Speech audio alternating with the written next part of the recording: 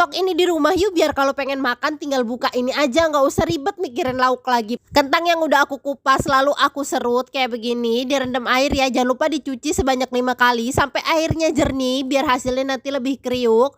Lalu aku goreng pakai api besar di minyak yang panas ya. Aku pakai kompor induksi dari Idealef, tinggal dicolokin aja pemakaiannya. Dan ini di fry pan-nya juga anti lengket. Udah kecoklatan kita angkat, sisihkan.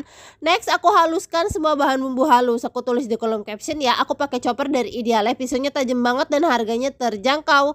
Udah halus begini lalu kita tumis, kasih daun salam dan juga semua bahan-bahan bumbu lainnya, lalu kita tumis sampai dia terkaramelisasi ya, biar dia airnya tuh udah berkurang, jadi nanti awet tahan lama kentangnya ini kriuknya. Bumbunya bisa kalian adjust sendiri ya, sesuaikan selera atau lidah masing-masing. Nah kalau dia udah terkaramelisasi kayak begini, kita masukin deh kentang yang udah kita goreng tadi, lalu aduk yang rata. Jangan lupa kompornya dikecilin ya. Ini dia tahan kriuk berbulan-bulan, asal kalian bener cara masaknya dan juga cara penyimpanannya. Asal jangan dimakan juga ya. Nah udah mateng, kita angkat, tunggu agak dingin baru kita siapin masukin ke toples ya.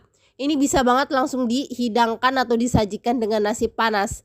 All cookware di video aku beli di Idealef ya.